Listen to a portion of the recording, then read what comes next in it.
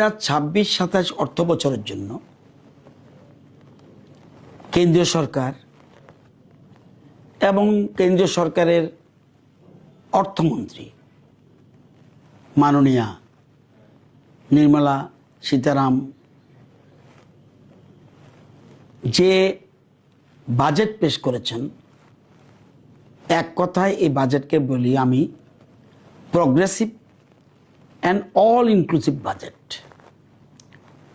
Budget বিভিন্ন ধরনের হয়, অনেক সময় হয় কনজারভেটিভ বাজেট অর্থাৎ ভীতু বাজেট, আরেক প্রকারের বাজেট আছে সেটা ডিফেন্সিভ বাজেট, সতর্ক বাজেট।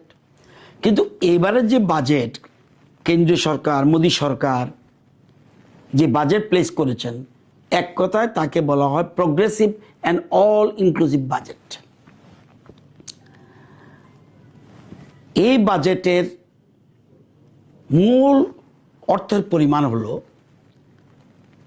53,50,000 কোটি। 53,50,000 কোটি টাকার বাজেট। গতবার এই বাজেটের পরিমাণ ছিল 49,60,000 কোটি, বৃদ্ধি হয়েছে 3,90,000 কোটি বৃদ্ধি হয়েছে এবং 7.7% বৃদ্ধি হয়েছে। এই বাজেট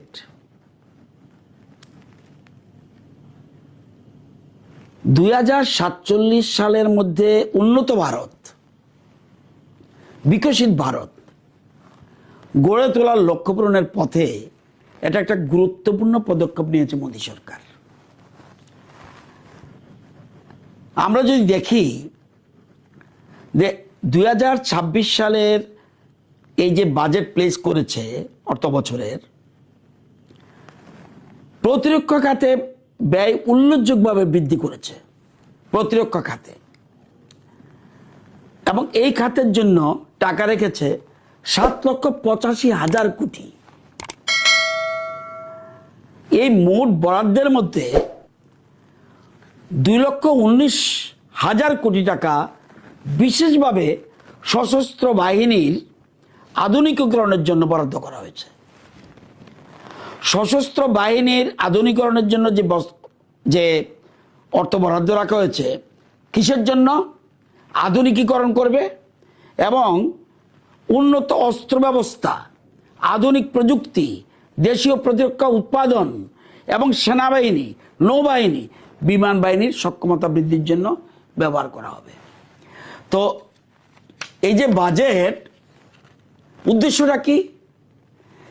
জিও পলিটিক্স কন্ডিশনকে মাথায় রেখে সামরিক শক্তি বৃদ্ধির উদ্যোগ নেওয়া হয়েছে।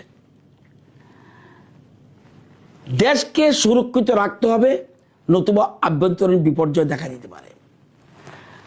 আমাদের যে বিজেপি সরকার, আমরা মনে করি দেশ আগে, এরপরে দল, এরপরে ব্যক্তি। দেশকে আমরা সবচেয়ে বেশি প্রাধান্য দিই। দেশই যদি সুরক্ষিত না থাকে তাহলে আভ্যন্তরীণ যে কোনো সময় বিপর্যয় দেখা দিতে পারে। সেজন্য আমরা আমাদের এই মোদী সরকার এবার এই যে জিওপলিটিক্সের কন্ডিশনকে সামনে রেখে এটা উদ্যোগ নিয়েছে। এই সামরিক শক্তি কাউকে আঘাত করার জন্য নয়, অন্য দেশ যেরকম করে আমরা সেটাতে নেই। এই সামরিক শক্তি কাউকে আঘাত করার জন্য নয়, আমাদের নিজেরকে সুরক্ষিত রাখার জন্য। সেকেন্ড, আমরা গুরুত্ব দিয়েছি এই বাজেটে, দেখেছি একটা জিনিস খুব গুরুত্বপূর্ণ, ইনফ্রাস্ট্রাকচার ডেভেলপমেন্ট উপরে গুরুত্ব দেওয়া হয়েছে। 700টি জেলা আছে, 700টি জেলায় একটি করে গার্লস হোস্টেল থাকবে, অর্থাৎ ওমেন এম্পাওয়ারমেন্ট, মহিলাদের সশক্তিকরণের জন্য গুরুত্ব দেওয়া হয়েছে। এই যে স্লোগান বেটি বাঁচাও বেটি পড়াও, এটা যে কথার কথা নয়, এটা বাজেটে প্রতিফলিত হয়েছে।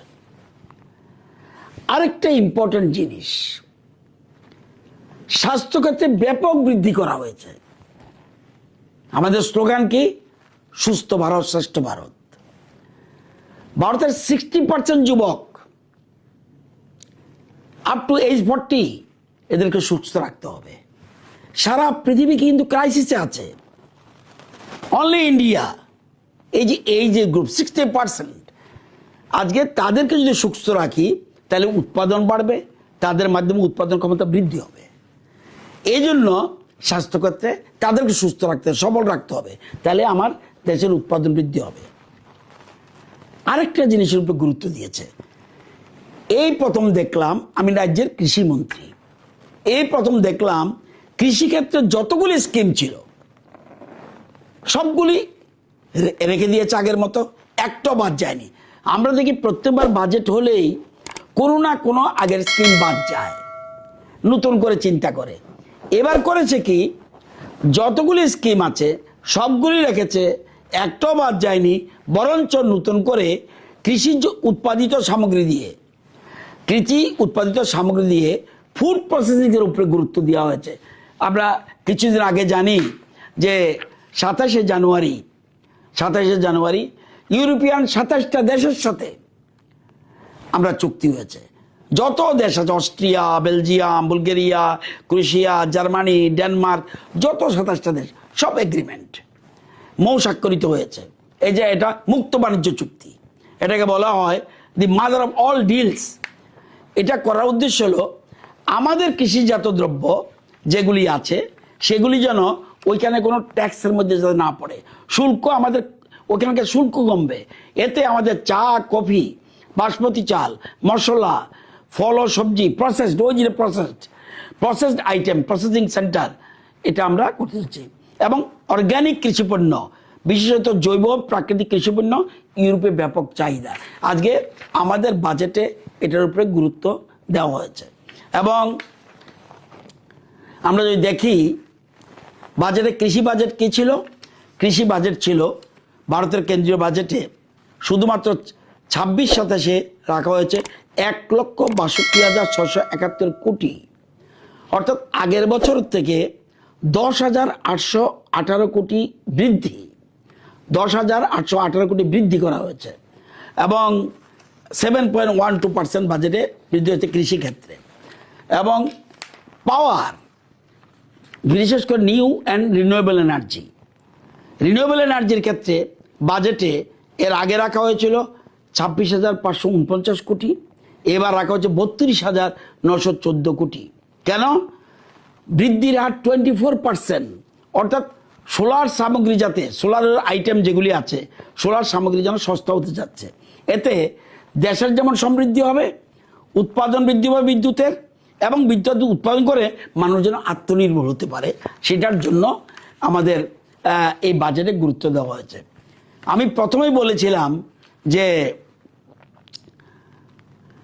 2047 সালের উন্নত ভারত, বিকশিত ভারতকে সামনে রেখে এবারের বাজেট করা হয়েছে, অর্থাৎ প্ল্যানিং, যে 2047 সালের মধ্যে ভারত আবার জগৎ সভায় শ্রেষ্ঠ আসন নিতে যাচ্ছে। সেজন্য এই যে আমরা বলি যে বিকশিত ভারত 2047, এটা স্লোগান নয়, এটা হলো একটা পরিমাপযোগ্য, মূল্যায়নযোগ্য লক্ষ্যমাত্রা। এটা কি লক্ষ্যমাত্রা? অর্থনৈতিক স্থিতিমাপ, অর্থাৎ মাথাপিছু আয় বাড়াতে হবে, জিডিপি বৃদ্ধি করতে হবে, রপ্তানি উৎপাদন খাতে অংশগ্রহণ করতে হবে, বেকারত্বের হার কমাতে হবে, দারিদ্র হার, যেটা পভার্টি রিডাকশন ইন্ডেক্স, এটা দারিদ্র হার কমাতে হবে, নারী শ্রমশক্তিকে অংশগ্রহণ করাতে হবে, এবং গড় আয়ু বাড়াতে হবে মানুষের। এটা সার্বজনীন স্বাস্থ্য পরিষেবার আওতা আনতে হবে, পাকা রাস্তা, রেল সংযোগের বিস্তার করতে হবে, বিদ্যুৎ ও ইন্টারনেটের সংযোগের শতকরা হার এগুলি বাড়াতে হবে, এবং ডিজিটাল লেনদেন, গভর্নমেন্টস, এটাকে বৃদ্ধি করতে হবে, এবং নবায়নযোগ্য শক্তির ব্যবহার করতে হবে, যেটা আমি পাওয়ার বলছি। যত ডেভেলপমেন্ট হবে সবচেয়ে আগে দরকার পাওয়ার। সেই পাওয়ারের উপরে সবচেয়ে বেশি গুরুত্ব দিয়েছে, বিশেষ করে রিনিউয়েবল এনার্জি। স্বচ্ছতা ও দুর্নীতি নিয়ন্ত্রণ করতে হবে, এবং নাগরিক সন্তুষ্টি সূচক, এই যে ইন্ডেক্স, এটাকে বৃদ্ধি করতে হবে। এই জিনিসটাই 47 সালের বিকশিত ভারত 2047-এর লক্ষ্য। তাহলে কে করবে এটা? সরকার করবে, সমাজ করবে, নাগরিক। এই তিনটা সম্মিলিত প্রচেষ্টাতে এই সূচকগুলি বাস্তবে রূপ নেবে। আমি মনে করি এই বাজেট জনকল্যাণমুখী বাজেট। এই বাজেট সত্যিকারের অর্থে বিকশিত ভারত যেটা স্বপ্ন দেখছে, এই স্বপ্ন শুধুমাত্র সরকার দেখছে না, এই 140 কোটি মানুষ এই স্বপ্নকে সাকার করতে যাচ্ছে। তাদের প্রত্যেকের অংশগ্রহণ হবে বলে আমার বিশ্বাস।